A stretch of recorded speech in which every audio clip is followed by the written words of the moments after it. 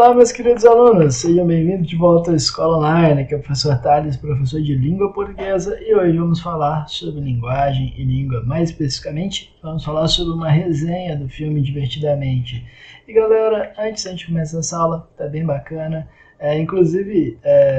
falem sobre essa aula para as pessoas, né, para os seus colegas, porque a gente vai falar um pouco sobre inteligência emocional, sobre essas coisas, e é muito importante que a gente tenha mais informação sobre isso, né?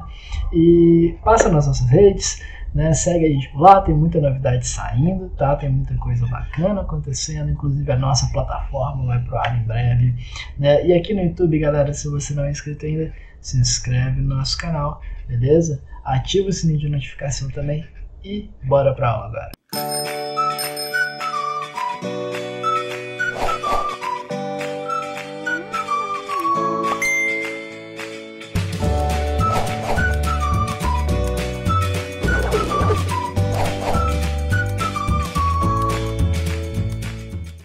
Bom, galera, inicialmente, né, é trazido aqui para nós duas questões muito legais, né, sobre esse tema que é tão bacana que a gente está trabalhando aqui da inteligência emocional.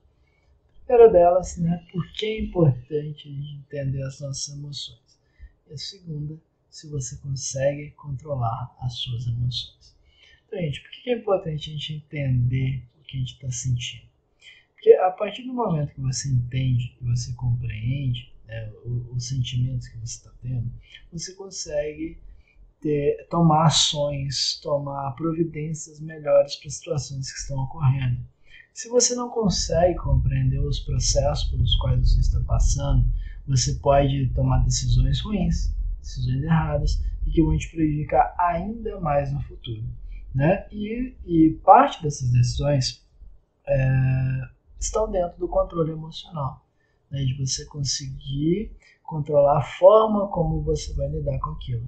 A gente não tem como impedir que as coisas aconteçam com a gente, mas a gente tem como controlar a forma como a gente vai reagir em relação a essas coisas, sejam coisas boas, sejam coisas ruins. Beleza? Então fica aqui essa reflexão inicial para nós. Bom, logo em seguida, né, tem aqui um trechinho falando, né, sobre o filme, né, da animação da Disney, né, que vai ser Divertidamente, que você vai ter a alegria, a tristeza, o medo, a raiva e o nojinho, né, aí trabalhando dentro da pequena Riley de 11 anos de idade, né, aí na foto você tem a alegria e a tristeza, né, olhando ali para uma memória, né, ali que é representada dessa forma no filme.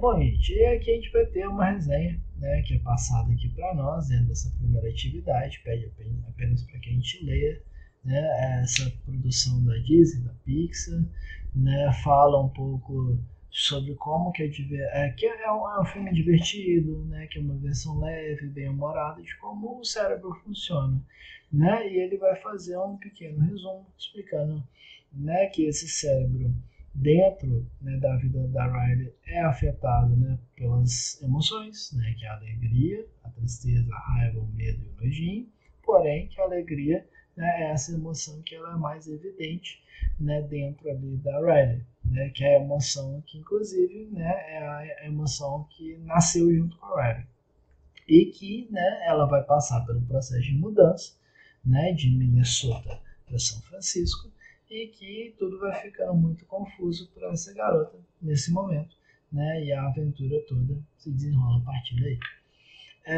E depois, né, ele vai falar, ela vai começar a tecer opiniões mais específicas, né, sobre o filme. Vai falar sobre como os sentimentos, né, um sentimento influencia o outro, como não é possível você ter sempre os mesmos sentimentos constantemente, você é sempre feliz, você é sempre triste, você é sempre raivoso. Não tem jeito, né? Você vai realmente lidar com cada situação da sua forma, beleza? E aqui, galera, a atividade agora, né, responder as nossas questões. Primeira, letra A, né? No filme, na maioria das vezes, a alegria está no comando. Que emoção você sente com mais frequência? Resposta pessoal, tá? Não tem como dizer por você. Eu gosto de pensar que a alegria, né, dos 5 que tem ali, é o mais predominante em mim, né? Mas muitas vezes eu me pego, né, também muito afetado pela tristeza, né, quando eu vejo coisas que eu não concordo acontecendo, coisas que eu não gosto, que eu não gostaria que ninguém passasse acontecendo também. Muitas vezes a gente fica com raiva, né? Nojo é uma coisa que eu acho que acontece muito pouco em relação a mim. E o medo também acho que vai variar bastante, mas eu creio que aí seria alegria, tristeza e raiva, seriam os três aí que tipo, mais viram em torno da minha pessoa. Letra B, né? Riley e sua família, né, passam por muitas mudanças quando se mudam de Minnesota para São Francisco. E pergunta se já passou por grandes mudanças. Bom, eu já passei, eu já mudei 4 vezes na minha vida, né, de cidades e tal. Fui morar em São Paulo já, depois se tornei a Viçosa, né, de onde eu sou.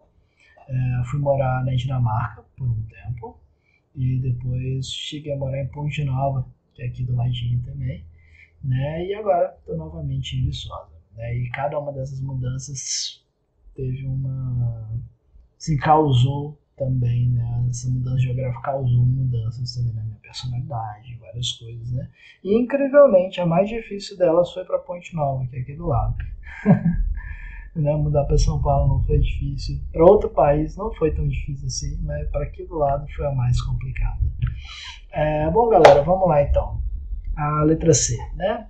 No filme, a tristeza toca uma das melhores memórias felizes da Riley, né? Essa memória ela acaba ficando azul, né? E pergunta o que aconteceu e tal. Basicamente, esse processo, quando você revisita uma memória e você meio que muda, tipo, essa memória é alegre e agora ela ficou triste, né? O que é isso? Esse processo chama ressignificação, tá? Memórias são lembranças muito influenciadas pela nossa afetividade em relação a essas experiências. Então, quando a gente vai refletindo e pensando, né, mais sobre essas memórias e mudando os nossos sentimentos em relação a elas, a gente muda a importância dessas experiências. E até mesmo a gente pode mudar traços da nossa personalidade que são afetados por elas. É por isso que as pessoas fazem terapia. Tá? Terapia nada mais é, quer dizer, eu não sei se é só isso, né? Mas eu creio, né, que nada mais seja do que você entender a si mesmo, né, e você ressignificar as coisas que te afetam tipo, de uma forma negativa, que estão te atrapalhando a viver. Né? Então, esse processo é extremamente comum. Você não precisa necessariamente fazer terapia para fazer ele, porém, um profissional, né, que é treinado para fazer isso, ele vai te ajudar de uma forma muito mais fácil. Né? E a letra D. Quando a mãe da Riley diz a ela que está ajudando seus pais, sendo, né, sua garota feliz ali, Riley se sente pressionada a apenas mostrar sua alegria. O que você acha disso? Bom, muitas vezes, né, galera, a gente sempre acha que a gente tem que aceitar a situação, que a gente tem que ser uma pessoa boazinha, que a gente tem que fazer porque as pessoas gostam da gente, pra gente não causar mal-estar. Mas, galera, pode ser uma merda, pode ser muito negativo para a nossa mente. E por que isso pode acontecer? Porque quando você não se expressa, ou quando você deixa de falar o que você sente, você vai fugindo desses sentimentos e você vai perdendo parte dessa sua identidade. Vão acontecer duas coisas. Ou você vai começar a ficar extremamente cabisbaixo e ninguém vai entender o porquê, nem mesmo você às vezes, porque você vai tipo, engolindo aqueles sentimentos. Né? Ou então, uma hora, você vai estourar de uma forma, né, que ninguém compreende também. Porque você tinha muita coisa guardada dentro de você e de repente você vai estourar com uma pessoa que não tem nada a ver com todas aquelas situações que estão ocorrendo. Então é muito importante que a gente se expresse sempre com honestidade, com frequência também. E o mais interessante, não é porque você está sendo honesto ou você está sendo franco com alguém que você tem que ser mal educado, que você tem que ser inconveniente. Né? Então você vai fazer de forma empática em relação ao outro também. Beleza? Bom, galera, a letra E aqui, que eu acho bem interessante, né? Você acha que nossa sociedade valoriza certas emoções em detrimento das outras? Quais são? A gente está trabalhando com as emoções do filme, né? Então, sim, né, atualmente a gente tem uma hipervalorização tanto da alegria quanto da tristeza, tá? Por motivos diferentes. A alegria, né, é tensa porque ela tem sido, né, maquiada nas redes sociais. E ela é vista praticamente como o único estado de espírito que ele vai ser aceitável para você socialmente. E esse fato é muito perigoso, porque pode causar vários danos ao estado mental de várias pessoas que não se encaixam nisso. E a tristeza também, ela tem sido superestimada em alguns casos, né, diante do crescimento de casos de ansiedade e depressão. Agora eu vou explicar isso aqui um pouco melhor, tá? vários jovens, até pessoas mais velhas, como forma de se encaixar nesse padrão estabelecido, né, que é esse padrão de pessoas que estão tendo problemas reais de condição, né, de depressão, de ansiedade e tudo mais, as pessoas elas se colocam para baixo para se encaixar nesse padrão. Tá? Então eu não estou falando que esse padrão não exista, que ansiedade e depressão não são coisas sérias. Mas o que tem acontecido muitas vezes são pessoas que elas estão tão perdidas que elas acham que se elas se autodiagnosticarem dessa forma, vai dar meio que um sentido para a vida delas. Né? Da mesma forma que pessoas que acham que se elas mudarem a vida inteira delas para que a vida delas fique parecida com a de um digital influencer ou de um blogueiro de Instagram, a vida delas vai ser melhor. Né? Então, isso tanto para alegria quanto para tristeza tem sido muito complicado. Né? São dois sentimentos que têm sido muito supervalorizados, né? E muitas vezes as pessoas esquecem que você pode ter você pode sentir multiplicidade de coisas, não precisa ser uma coisa só. Né? E é muito importante que você reconheça o que você está sentindo de fato e não que você fique tentando se encaixar nesses padrões dos outros. A letra F. No final do filme, né, a Alegria aprende que as outras emoções, especialmente a tristeza, também são importantes. Por quê? Porque é importante que a gente tenha equilíbrio na vida. Uma pessoa que ela sentir uma coisa só, ela vai estar fadada a viver de uma forma incompleta. Ela vai estar vivendo sem compreender coisas importantes do próprio estado emocional dela e também sem conseguir entender o outro, ou seja, sem empatia, porque se você não consegue ficar triste, você não vai conseguir entender a tristeza do outro. Né? Então é muito importante para que a gente viva bem com a gente mesmo e viva em sociedade também. E a última, né? Você acha que é mais fácil para homens ou mulheres, pessoas jovens ou velhas, expressar emoções diferentes e quais e por quê? Bom, galera, de forma geral, eu não estou falando isso baseado em estudo nenhum, tá? Estou falando de forma que eu observando mesmo. Eu diria que mulheres na casa de 30 a 40 anos são a faixa demográfica que vão melhor expressar suas emoções. Tá? E por que eu estou meio que pensando, né, nessa faixa demográfica? Porque as mulheres, primeiro, sempre tiveram mais facilidade de se expressar. Né? Porque a gente tem um machismo latente na sociedade que fala tipo assim, que o homem não pode expressar sentimento, o homem é castrado emocionalmente. Né? Então essa é a primeira coisa. Segunda coisa, essa faixa etária ela cresceu ao mesmo tempo que as liberdades conquistadas pelos movimentos feministas foram crescendo. E elas parecem estar mais à vontade em se expressar quanto aos próprios posicionamentos do mundo. E por que elas estariam mais à vontade do que adolescentes e mulheres mais jovens, por exemplo? Porque adolescentes e mulheres mais jovens, às vezes, ainda estão em formação. Então, muitas vezes, elas são muito inseguras sobre muitas coisas que estão acontecendo. Não dizendo que pessoas dessa idade, né, eu tenho 31, né, não sejam inseguras também. A gente tem as nossas inseguranças, mas parece que a gente está mais confortável dentro de nós mesmos, né? Pelo menos do que os adolescentes costumam estar. E por que mais do que pessoas mais velhas? Pessoas mais velhas, muitas vezes, elas estão muito condicionadas a querer fazer o que é esperado delas.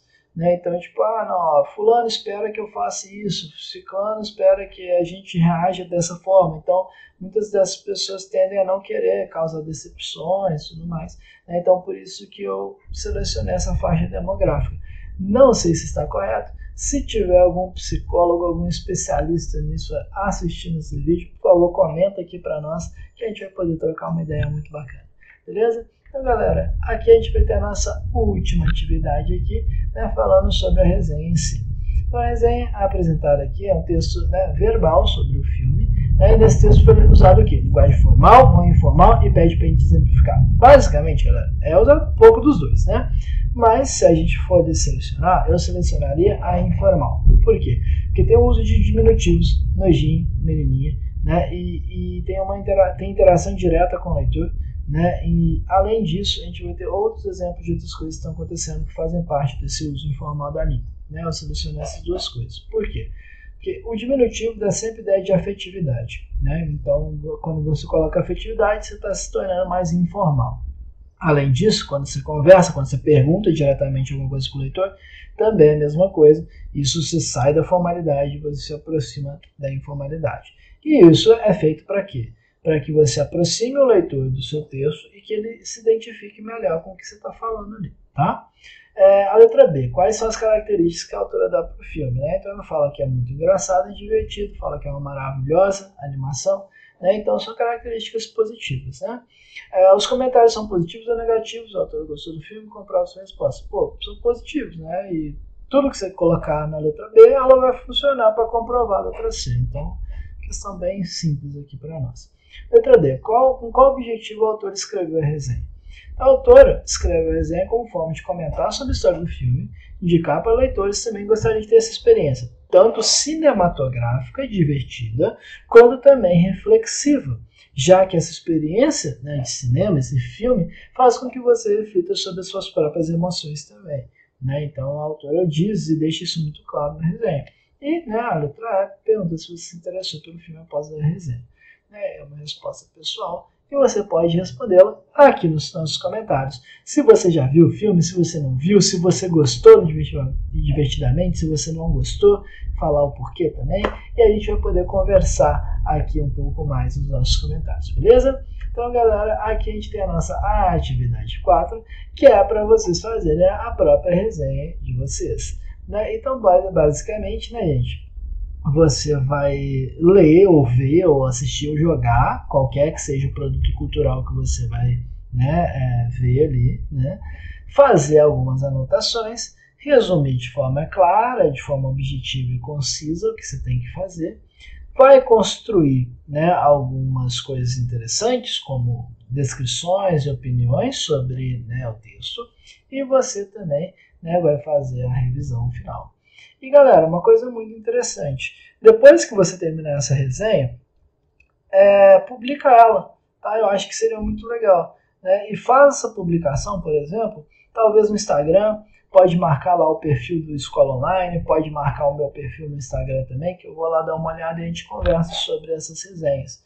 Se você não quiser fazer pelo Instagram, pode fazer aqui nos nossos comentários também, que a gente bate um papo sobre a sua resenha aqui também, tá bom? Então fique à vontade para usar qualquer uma das duas mídias, tá? Que a gente vai poder interagir muito legal de acordo com essa atividade. Então, galera, espero que vocês tenham gostado dessa aula. Se você curtiu, deixa aquele joinha aqui para nós, beleza? Espero que vocês tenham uma ótima semana de estudos. A gente se vê no próximo vídeo.